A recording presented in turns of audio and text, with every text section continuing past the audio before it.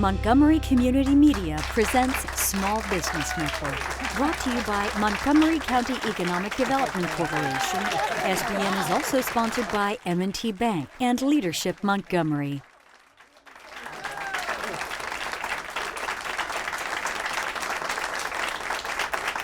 Hello and welcome to Montgomery Community Media's Small Business Network. I'm your host, Kelly Leonard. Every month we bring the business community together to network, to collaborate, and to share best practices in an effort to stimulate regional economic development. Thank you for joining us on the live stream as well as here in the studio.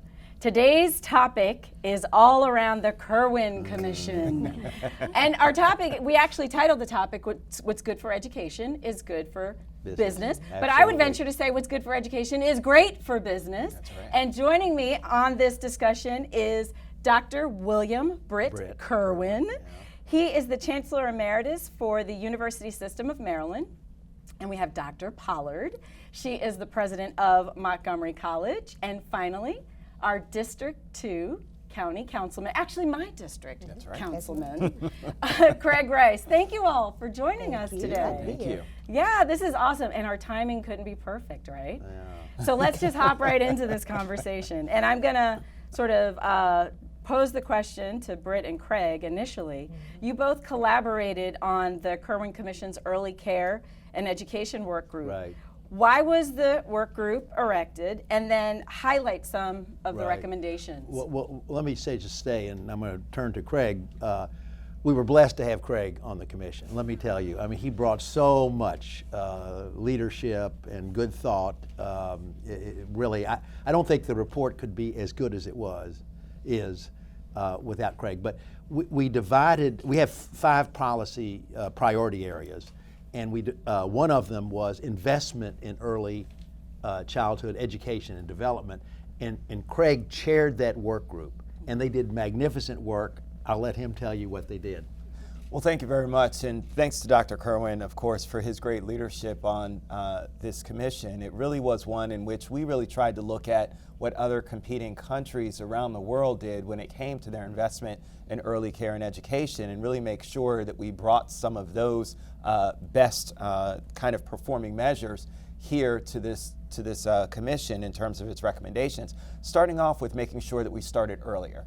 Understanding that education really starts from 0 to 5 in that continuum. Even though folks talk about pre-K, the reality is that we should be focused from 0 to 5. So I'll start with that. Focusing on our family support centers and making sure that we have investment there. Those are things that actually give reinforcement to parents to help them to understand their role when it comes to from 0 to 3 and what they can do to help bolster and support the education of their child. When it comes to our Judy centers that are out around the state that also provide reinforcement not only for families but also for those educators who are working with our young children to make sure that they're using the best practices. And so part of the recommendations was investment in those. But then it came to the classes themselves, to making sure that we had for 3-year-olds and for 4-year-olds all day. We understand that half day was great, but we understand half of something is not as good as full. And the reality is that we needed to make sure that we had full day. One of the things that we also did, just to make sure that folks know that their money is going and is being well invested, is to make sure that we had an evaluative criteria that was there. This isn't a test. So I want to be very clear about that. But what it does do is it gives teachers a great understanding of where the children are as they're coming into kindergarten. And this evaluative criteria that used to be known as the KRA, or Kindergarten Readiness Assessment, actually starts to evaluate and can actually early identify where there may be learning challenges, learning disabilities that children have to get them services faster. I could talk all day about this, but that gives you a great synopsis. One of the other things, a shout out to our private providers. Yes. Because our private providers, who we know have the capacity to be able to help to expand, we incorporated that as a part of the recommendations to mandate that at least half of these additional slots that we're now creating go to these early childhood providers that are actually private providers, knowing that our public spaces do not have the space or ability to be able to take all of those students. Mm-hmm. Okay.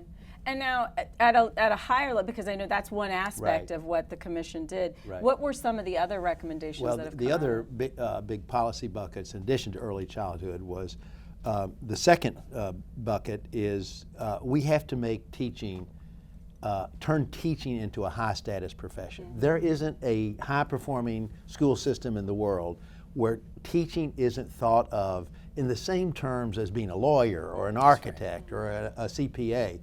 And unfortunately, that's not the culture we have in the U.S. So providing much stronger teacher preparation programs, raising the certification standards, and then compensating teachers through a merit-based career ladder and benchmarking their salaries against other professions that require similar levels of education. Why is it the most important profession for advancing our future is teaching? Yeah. And why is it that we choose not to compensate teachers comparably to what we compensate other professions? So that's a policy book.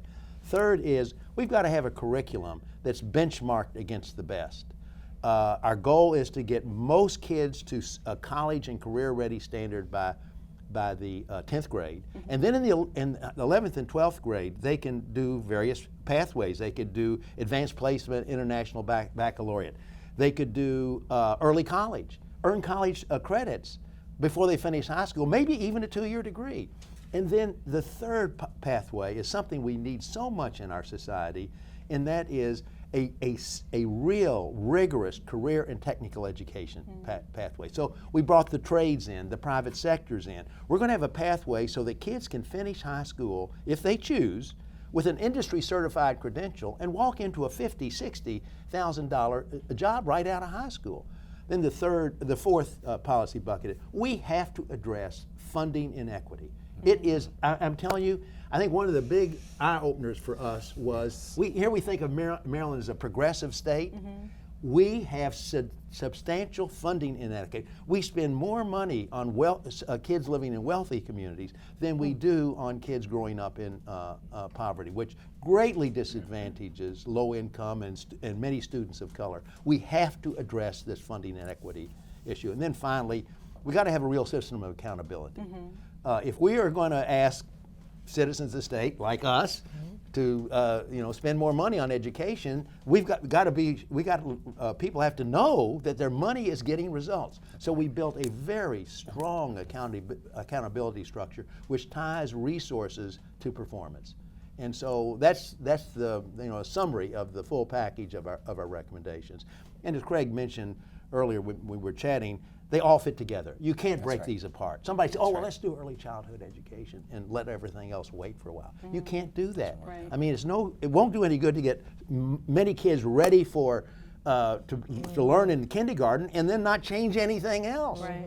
The advantages will just dissipate. So anyway, I think we're pretty proud of this report, aren't we, Craig? I think we worked very hard and we benchmarked what we were doing against the best performers. Very rigorous, very rigorous analysis and leading to these recommendations. Awesome. Now, Dr. Pollard, what role do you see Montgomery College playing in this legislation and in helping to close the achievement gap as well?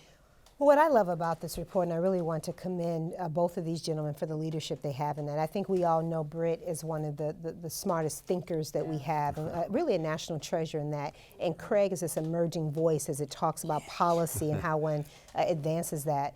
What I think is interesting is that this particular piece of legislation, soon to be, marries these ideas of high thinking and high legislation. And for me, then, it amplifies the work we already do at Montgomery College, this idea of radical inclusion, ensuring that no one gets left behind, which I think is an important part of the Kirwan Commission report. This idea that we have to look at both capacity and support structures. So you have to build the capacity of the system to produce the outcomes you want to see, while also providing an undergirding or infrastructure to help support those people who are moving through the system. I think the other thing for me where I see this unique role of Montgomery College in here, it really starts to really illuminate this idea that as a community, we recognize that education is both a public and a private good. So we have this idea for us at community college level that students come to us, many of who come to us who are academically prepared, who are honor students, who recognize that this idea of coming to a community college gives them access to careers immediately. We also serve as a safety net for thousands of people who come to us and say that either I'm underprepared by a school system, I may be learning I had a different learning style, I came with different skill sets, I need help and support in that space. The other thing for us is how do we start to build this pipeline into the teaching that we have. So we want our teachers to reflect the glorious diversity of Montgomery County.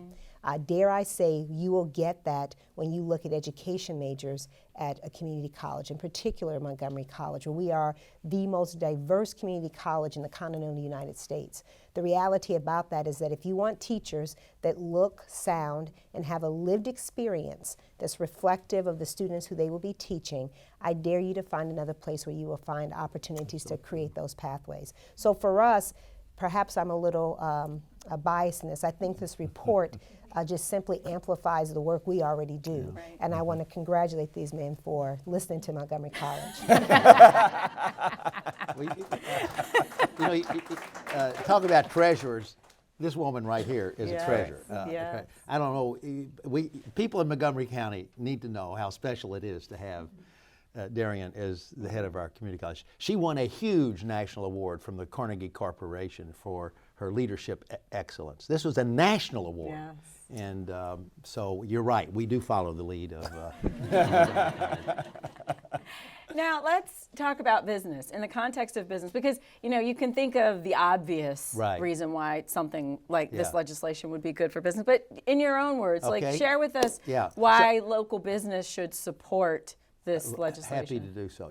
I think maybe the most, well, there are a lot of troubling facts we found out about the state of pre-K through 12 education in Maryland. But just think about this. You're a business leader. You want to hire people to help your business grow in this technology-rich era where you need skill and talent, and et cetera. So at present, across the state, fewer than 40% of high school graduates are deemed college and career ready. Wow. Fewer than 40%. Now, what does that mean in Maryland? Every state has to have a college and career ready standard. Maryland happened to choose a very low one. And it is that you can read at the 10th grade level and pass an Algebra 1 assessment.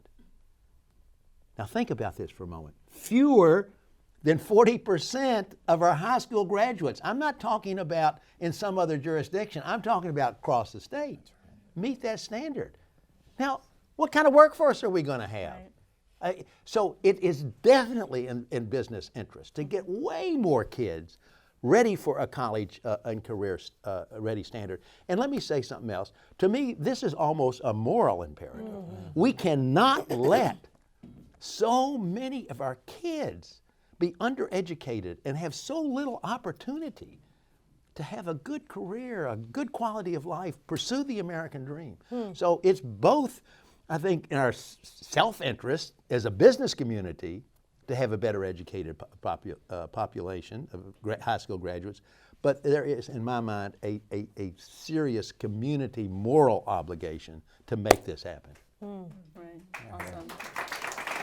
Now, and I would be interested to hear you all's thoughts as well, because I know Montgomery College does a lot to collaborate and work with the business community. So. Yeah, the number one issue I hear from the business community, whether I am with the board of our PIC-MC, which is our business development part, if I go visit the chambers, if I go and talk with our economic development new leader and their team, it is about talent. The issue that I hear all the time is that they need to have highly qualified employees who are able to step in and then create career ladders for those folks who step into their organizations. So at the base level of whatever it is they want to do as a business, whether I'm producing this, manufacturing this, thinking up this, entrepreneuring this, it is all dependent on a talent set. So if you think about it at that level, if you don't want to buy into the social justice argument, which I find appalling that people will struggle with this, because I have, like Britt, a very strong calling to that work. But even if you don't want to believe in that part, if you just simply think about this as a point, your business needs talent. at the end of the day, you have to have a pipeline that is producing highly qualified talent for the work spaces that people are going into the future. Not the ones that used to exist, and not even the ones that exist right now, but the talent that we're going into that. And here's a part that's kind of scary about this. We know this already. And forget this, my son is 13 now, and my wife volunteered in his classroom as a kindergarten. And I tell this story all the time because I think it speaks to why this type of legislation is so necessary. She would go in, and her job on every Friday was to take the homework sheet out. So kindergartners, I don't know if they have these little homework, and write their name, draw a circle, I don't know, good stuff. But within the first two sessions, and her job every Friday was to take the sheet out and put the new sheet in. She couldn't tell you, and to this day, she said, I can tell you which of these students are going to be successful. And I said, and she said, one is I can look at the sheet and tell what students were struggling. I can look at the sheet and tell you what parents never even looked at that, because oftentimes they are working 2 or 3 jobs and they don't have time to do that work. I could tell you the students who are struggling academically. She said, just by looking at a kindergartner's homework sheet. So this is why this idea in Montgomery County of pre-K to J, pre-kindergarten to jobs is so important, because if a kindergartner is struggling and we haven't put the infrastructure in place to support them through all the things that this major commission report is finding, then we will pay the price. So who's the fool? That's right. Who's the fool? That's right. So in county government, we see the price. And it's one of those things for us, I chair the Education and Culture Committee, but I serve on the Health and Human Services Committee. And the Health and Human Services Committee is primarily tasked with caring for those who oftentimes are underserved, underprivileged, and who have a lot of the challenges that result from being undereducated. The reality is, if you talk to a person who's incarcerated, I represent the Clarksburg area, and Clarksburg is where our jail is, and you talk to people there about how they got on the pathway. Talk to our children who are in the Conservation Corps, who have been plucked from Clarksburg jail or incarcerated or about to be incarcerated, and then go back and get their GED and then go on to live productive lives, who we have examples of in our community all around us that we can talk to about this. It says that at some point, education plays a key role in the social ills that we experience in our community. And so I would say to all of my conservative friends, to my folks who don't want to invest more in something that they believe is an overinvestment in education, if you care about health disparities, if you care about crime, if you care about all the negative ills that we see in our community, you should invest in something like the Kirwan Commission recommendations, because it truly is going to start from the beginning and eliminate those gaps at the start. Imagine the people who believed in themselves and thought they could accomplish anything and didn't feel as though they had to join a gang was the only way to be successful, or that they had to commit crimes because they felt that was the only way in which they were able to put food on the table to help support their single mother who was caring for their brother and sister as well. That's the reality that we see each and every day. That's the thing that can actually change by this commission. Yes, it is a social good, but the reality is, at the same time, for anybody who's an economic fiscal conservative, this is what you want to invest in, because you will see a reduction in all of the outpouring of social services and other things that we need to do, because we're fixing the problem to begin with. Yeah, getting at the root, right? Yeah, look, I just have to pick it. Craig made such a great point. There's a business group in Baltimore that took our report and gave it to Sage Policy, run by Anibon Basu. He does economic forecasting.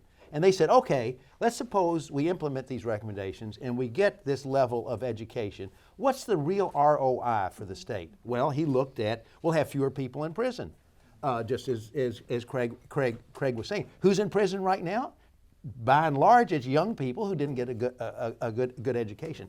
We're going to have people with better paying jobs. We're going to have more revenue in the state. We're not going to have to invest as much in Medicaid because people will have jobs and will have health care. So anyway, he does this analysis, and these recommendations, if they're implemented, pay for themselves. At the end of 10 years, we have captured revenue, more revenue than we are spending on these recommendations. So just as Greg said, do you want to invest in putting $70,000 a year to keep somebody in jail? Is that what you want? You're spending that money right now. That's right. You're spending that right. You want to invest in Medicaid? You're spending it right now through your taxes. Or do you want to invest in building a powerful workforce and a better, safer communities around the state? That's the choice people are making. Don't think I'm just spending more in education. That's right. You're not going to be spending money on other things. That's right. If we have the will to do this. So, and we've heard a lot about sort of the fiscal impact. I'd be curious to know the fiscal impact directly for Montgomery County's share, but then how does the funding formula also, because I've heard utterings of the funding formula actually benefiting Montgomery County. So I'm trying to capture what that means. Yeah. So, everybody turns to the legislator. No, it's fine. It's Defer to my colleagues. So, As am I. there are concerns. This is actually a really good opportunity to talk and dispel some myths that are out there. Here's the thing. When it comes to how Kirwan should be paid for, let's just start there with the overarching principle. The reality is, and the reason why the Maryland Association of Counties that I belong to, I'm the representative for Montgomery County, but also chair the education work group there, is that the state can more equitably actually handle the financial responsibility for Kirwan. And let me just share very briefly why. Sales tax policy. If a person is paying sales tax, they don't have to be a resident of the state of Maryland. We have plenty of visitors who come in. We have folks who travel just across the state borders, all those kinds of things, and capture. So whether it's services or whether it's goods, the reality is that people outside of the state utilize those services or goods and therefore pay the tax to the state. At a local level, the only people we can tax are residents. I can only tax if you live in my jurisdiction. I can tax you with property, or if you're working, I can tax you from an income perspective if you live here, right? And so from that perspective, it's a very interesting one because it's not as progressive because you're not spreading it as wide. Anyone who understands insurance knows the wider the net, the more equitable and easier it is for you to disperse. Right. The state actually implementing a funding mechanism makes more sense for us because it's more progressive for all of our constituents. So let me just say that up front. That being said, the devil's in the details when it comes to the bill. The bill as introduced did not list precisely what the responsibilities of each jurisdiction would be. The Maryland Association of Counties still believes that the state should, because of this anomaly in that the state actually has control over being able to fairly and equitably spread the pain of paying for Kirwan. The reality is that when you think about it, it's our residents who are paying anyway. So if I'm taxing Montgomery County to then give it to the state or giving it to locals to pay for Kirwan, or if the state is taxing the same residents, but oh, by the way, adding in a couple other people so it softens the burden, it actually makes it much better for us. And so from that perspective, there's a lot that's still floating out there around the funding formulas. The reality is that we will get more money because we have more English language learners, we have more special education students, and so those formulas being lifted as a part of the funding formula work group recommendations will actually mean that we get additional money. Now, will there be a responsibility for Montgomery County to match some of that investment? That's what we're arguing about, is where that match will be. Should it be a 50-50 split? Should it be a 70-30 split, an 80-20 split? Those are things that the legislature will decide. I encourage folks to talk to their legislatures and push them on the larger side for the state, because not just because it's a large amount of money for the county of any jurisdiction, but also because it's fairer and more equitable for everyone if the state puts up the larger share because they can spread it that way. Could I just add real quickly, that at the end of 10 years, there would be roughly $500 million more money in Montgomery County to support education, divided between the state and the local, as Craig just said. Now, sometimes we can be a little smug in Montgomery County and think, the problems are elsewhere. They're not. They're right here, folks. You've got to understand that. I don't know how many of you saw this Washington Post article a few weeks ago that pointed out, now think about this, in Montgomery County where we live, this progressive, wealthy county, 70% of African American and Latino students are attending substantially underfunded schools in Montgomery County. That's right. Now, these recommendations from the commission address the funding equity issues, put more money in these schools. The money comes to Montgomery County to help lift everybody's education. So there's a huge benefit. The money isn't going from Montgomery County out into the state. Sure, there's going to be some match from the county, but the money is flowing into Montgomery County to make our schools better for all of our kids, all of our kids. Awesome. Let's take a question. Hello, everyone.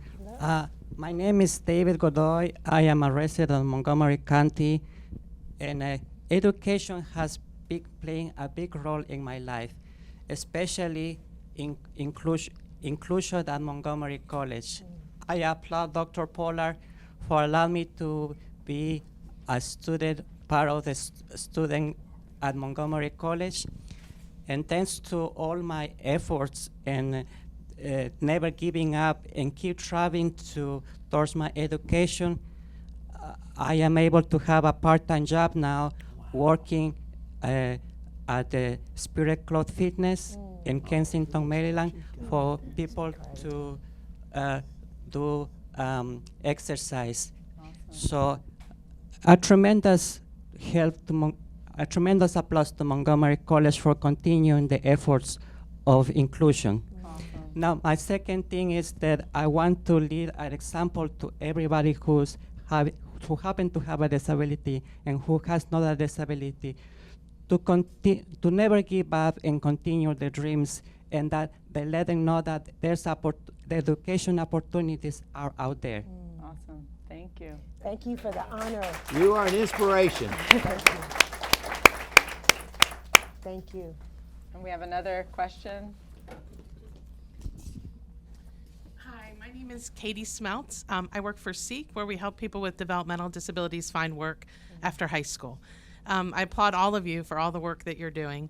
I wanted to ask, since the robots are coming, technology is going to take away some jobs that some of our people with developmental disabilities have.